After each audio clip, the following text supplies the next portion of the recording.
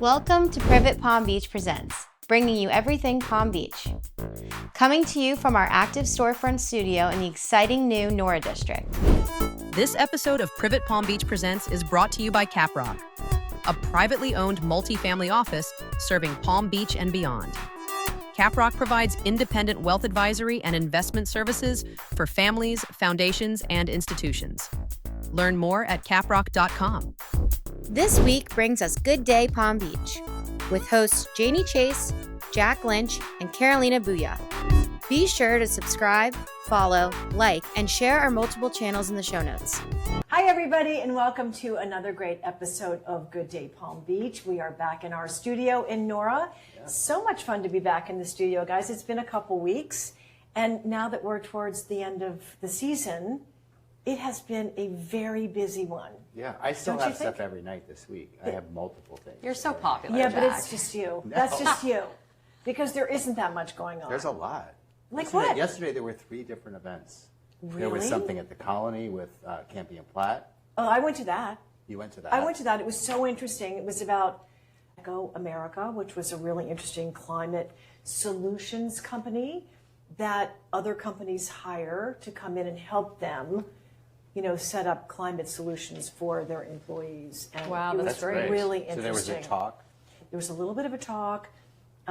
It was very interesting, you know, when you talk to somebody who's really in that space and the numbers and the statistics and the data that they really do know about, you know, climate and what we're facing, particularly in the state of Florida. Yeah. Right? Where we're surrounded by water, everything floods, you know, the hurricanes and tornadoes and the excessive heat that has really affected the central part of Florida and the orange population growth and the lemons. Thank God I was at one of them. You made me nervous that you were.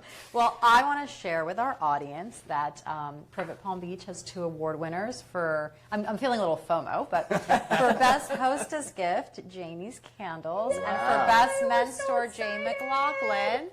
So this was in no way rigged. It was, thank you, Carolyn. I am just surrounded by talent over here. We're so happy that we won. And you guys. So you got Best Hostess Gift. I got Best Hostess Gift. And People Jay voted. McLaughlin. People voted. People really They voted. did. So it was Privet.com did the best of Palm Beach in tons of categories. And there's a little bar space now on the website where you can literally put in men's clothing, hostess gifts, Restaurants, ice whatever it is, cream. and all these, you know, wonderful things are going to come up all over. Because it's like subscriber voted. Right. Like people that follow Privet voted. And it's all Right. about the community giving their Yes. voice, which I love. Me too. But I'm so proud of you guys. Yeah. Thank you. We're so excited about that, and that people really voted. So are there any other big winners that we should talk about? Well, Juliana's Pizza won Best Pizza. It is so good, you guys. Chris and I went last week, and we just so happened to be there on a Tuesday night. Tuesday night is half price night. Ooh. Oh. And the pizza is really outstanding. It's so good. We had done that great interview Yeah. with the owner, who had been an investment banker and bought Yep. the chain. Great story. And I think they're doing a great job. It was really one of the best Caesar salads I've ever had. It's so good. I really was good. actually there on Sunday with my daughter's rowing team. They won a bunch of first medals, second and third. Congratulations, that's Yep. cool. And so they were super, you know, generous and wonderful with us. The Yeah. wait staff was fantastic, and the pizza superb. Pizza's great. so good. And then Pioneer Linens won Pioneer for best Linens. linens. Woohoo! They've all been Good Day Palm Beach. That's Yes, a I remember. 100-year-old 100-year-old business, the most wonderful family in the whole world. Multi-generational. Yes, Yeah. they're wonderful. They stayed in their original Clematis Street They did. location. They had did. parking. Free parking across the street, which really matters. And they do yachts and homes, and Yeah. they kind of do everything. Planes. Yeah. They're really a beautiful business. Well, I'm really happy that I won. Congratulations Yeah. to you, Thank you. darling. So today we're François Payard, who is one of the top chefs in the world, known for his pastries, but he also does all kinds of other goodies. He has had restaurants all over the world, and right now he's culinary director of Bilboquet Market. So you've been in Palm Beach for a season. Yes. What do you think of Palm Beach? I like it. I'm not sure if I like the beach better. Yes, I like to walk on the beach, smoke my cigars after work, you know, just to relax and unwind a little bit. It's a little bit like the south of France in that way, don't you think? It's kind of the same place. Yeah. I was telling Carolina is I wake up the morning, the same things in my house. I can walk on the beach. Nice, where I come from, the only difference in Nice, what we have a little problem, we have a rock on the beach. It's not easy to Rocks, walk. yeah. Oh, little rocks. Not Yeah. to walk. Right. I prefer the sand. Right. I know. And the sand here is really so soft. So It's when did beautiful. you move to Palm Beach? I was coming like pretty much once a month, May, June, and July, a little bit of August, and I really moved in Palm Beach like September 1st, you know, and we start finishing the restaurant, construction was almost done, and putting things together. Yeah. And what brought you here? Is it because they're all everybody you know so many people here, or No, not what was the appeal? Not really. Philippe is my best friend, you know, from New York. You know, everybody knows Philippe at the Bilboquet. He's Right. the owner of Right. Privet. So Right. he's the owner of Bilboquet, and he asked me for a favor. And the favor, I said, look, I'm not sure if I can move to Palm Beach. I already have an apartment in New York and a house in the Hampton. Now you want to move? I said, no, just for a little while. And little while turned out to be, I was supposed to stay in to January, and now I'm leaving beginning of June. And that happens when you come to Palm Beach. You just don't want to go back. So tell us what the idea was behind Bilboquet Market. The idea was all about Philippe. He had this idea to do like we call that like a bakery or whatever you want to call, like more like a Parisian patisserie. Like a patisserie, bakery yeah. is not really the good word. It's more like I don't say not refined, but it's more like rustic, you know, more like bread. And this one is more like a patisserie like you see in Paris. Because the prepared foods are so good. That's from the market. And at the beginning, we was not sure about the prepared food. We just have an idea about, that was the first plan, to do soup, salad, and Sandwiches. tuna salad, chicken salad. But after it was the demand, you know, you never know. In this business, you always have an idea, but the idea, the client guides you for the idea, because the client, can you do this for us? Oh, for the holiday, can you do some canapes? Oh, I have to entertain somebody on the boat. Can you prepare everything, like a charcuterie platter and everything? Lemon bars. At least I have nothing to do. Yeah. Yeah, all the Thanksgiving pies. Yes. and the dinners, you have lasagna, beef bourguignon, veal fricassee. You've got quite a repertoire. Yes, I try to, everything is possible, depends the kitchen we have, you know. Kitchen is a little bit small, alors we try to, but I try to do whatever we can from this kitchen, but try to have a variety, because people are the same people coming every day. I cannot say name of this lady, but when she comes, she buys half of the shop. You know? Oh, we like her. No name. Last time I was making the... She's buying prepared foods and then all the condiments and everything else, right? Or last time for Valentine, I prepared like 25 pounds of truffles, handmade. Wow. But still, I like to take 20. I say, ma'am, you cannot have 20 pounds. I just spend all day, you know, with two people doing that. Alors I give her 15 pounds and I make another batch. So can we back up for a second? Because I'm always so interested how people get started in their careers. I'm just curious how you kind of got started for the people that are listening that are in jumping into that profession. I was in the third generation. My grandpa was a pastry chef, and he owned the bakery. My dad came to meet my mom, and he bought the bakery later on. And after my brother was a pastry chef, it's kind of a family affair. Oh, family business. Exactly. Okay. My dad never forced me to do pastry or what. He even influenced me to do catering. Catering, like prepare food and everything. He said, I don't want both of you work in the same kitchen because it will don't work.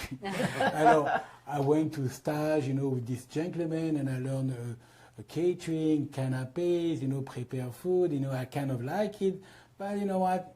I say, you know what? I like pastry because I have a very soft hand. You know, pastry chef people doesn't know, but we know how to pull sugar. We know how to do chocolate. You know, that's why, you know, a lot of ladies are very, very good in pastry because they are very delicate. Oh. You know, if you're not delicate, you cannot work in pastry. I didn't know that. Did you guys know that? I didn't know that. That's Okay, why we must not be baking enough. no, because you don't want to burn It's an art, yeah. You don't want to burn yourself sometimes. But you know, chefs are a little bit more rough. Cooking is more tough, you know. when you have to bend over to take the tray, when you have to take the food hot out of the oven. Pastry is a little bit more delicate, and you have to be a little bit more artistic too, because you buy with your eyes first, and after you buy with your tummy. And you're sort of known for reducing sugar and letting other flavors shine through. You sort of started this movement way back of not overkilling with the sugar. I mean, you've talked about you make pastry cream instead of 4 cups of sugar, 3 cups of sugar, but letting other ingredients shine through. I think we don't need, that's my opinion, but everybody become thinking the same way little by little. You don't need so much butter to be better. You don't need so much sugar to be good. Sometimes when you go to South America, they have tendency to oversweet everything. But when you oversweet everything, you kill the produce. Now, I love to always have a balance with flavor and acidity. Like in the cake, when I eat cake, if I want to create a cake, I like texture. Texture is, if I have a mousse, I will have a biscuit. It's always a proportion. It's almost like making a building. Right. And you have to be a bite and a crunch. It cannot be something mushy, and that, but it's kind of a recipe, like making a building if you don't have a foundation. Right. So what's your favorite butter? I use Pulgras butter because it's the closest from French butter. What's it called? Pulgras. Pulgras. It's more like for baking and everything. Okay. But sometimes in the real kitchen, you buy the 25-pound block. It's a little bit too much for your house. Yeah, it would be too much for my house, exactly. It's not a Publix. People are very specific Particular. about their Yeah. butter. I like Kerry. I like Kerrygold No, too. very good. No, that's what I eat in my grass-fed. house. Kerrygold, It's very yeah. good. But for baking, if you make a beautiful croissant and puff pastry, it's the closest from the French butter. You cannot always use, people, they talk about, between what people say and what people do is too different. We cannot use like all French butter or French flour. You have to try to work with the ingredient that we offer. Now we start to have a great flour in California. They're organic too. Right. The butter, if you Organic butter is delicious too. and if you go to Vermont, the butter is very good from the farm. Fabulous, I agree. Yeah. Just the price is a little bit high. I have to double the price of the croissant if I do that. So at one point, you had a number of patisseries, restaurants in Brazil, South Korea, Japan, Caesar's Palace in Vegas, and obviously New York City. Do you miss that? I mean, that brought up a whole other skill set of being an entrepreneur. Yes, I miss that, but it's like in life. Sometimes it's not a mistake, but sometimes you go to like a roller coaster. I lost the first one, Payard, I lost the lease, and in one day I lost $5 million. Wow. It's hard to wake up from that. The next time, was a bad experience, no name, and it was a bad relationship, and I lost all the 5 restaurants. But it's like everything in life, you have to pick up and go back up. The tower burns and the phoenix rises. Exactly. Where did you get your break? Like, what was the restaurant that kind of launched your career? So Yeah, that's a good question. I think I was in Paris. It was the best restaurant in the world. It was at the time in 1998. Lucas Carton was #1 with Joël Robuchon, and a lot of rich people from New York was coming, and they said, "Oh, you should go to the cirque, blah blah blah. We'll connect you." And after Daniel started to talk to me, and Jacques Torres said, "Oh, why not you come, blah blah blah." And Jacques knew my father. I said, "Okay." I don't speak English. I don't speak so well yet. But I said, "Okay, let's do it. I'm young." And in French, in the old day, it was an American dream. Alors, I said, "Okay, let's go." And I did it, but it was very tough. How old were you? 26. 26. Wow. And you know what? I have to walk to the cirque to like 12:30 at night. And Jack, I stay at Jack's place for the beginning, was in Forest Hill. I said, "Jack, the train is not coming for another 30 minutes. I have to wait on the platform." Alors I said, "Okay." And my friend said, "Okay, why don't you come to my place? I live on 49, after it was easier." And I was trying to go to school the morning at 9 o'clock. But School for? English. for trying to learn English. But I have to say that most of the time I fell asleep. Yeah. People shop for gifts, a lot of gifts in the store. What are your best-selling items for like a hostess gift or something like that? I think at the market, we did, that was Philippe idea, he gave me a job, and I follow his instruction. I find this market and I find all the produce that you cannot find really much in Palm Beach, very French. Right now we'll have this beautiful chocolate. This is a new chocolate. You have a private label chocolate. The chocolate is, it's not beautiful packaging. Look, this one is a chocolate bar. Alors, the chocolate is two best company in France. You have Valrhona, very famous for the best chocolate, and you have Cluzel. And this one is something we developed with Cluzel for Bilboquet. Tell us what's next for you, Francois. I know that you've only been here for one season. The Bilboquet Market is beautiful. It's just gorgeous. I will see what's next. For now, I just need to relax a little bit. I need to see my house a little bit because I don't see my house and my apartment for 9 months. And I have to. So you're going up there for the summer? Yeah, I'm going out there for the summer and take care of my garden at the same time. Where are you in the Hamptons? In Southampton. Okay. Well, what can we expect for next season though? Anything new? Going to open, I'm going to help him, but we're going to open in a new place in Dixie, on Dixie and Northwood, where is this 3 beautiful building coming up. Next to Circa Who. Oh, fantastic. You're going to be there. It's a upcoming, what do you say, upcoming neighborhood. Yeah, I live there. It's the next neighborhood for sure. Soho was upcoming neighborhood. Brooklyn was upcoming neighborhood, and now nobody can enforce. And we can have a parking, finally. We can have, so when is that opening?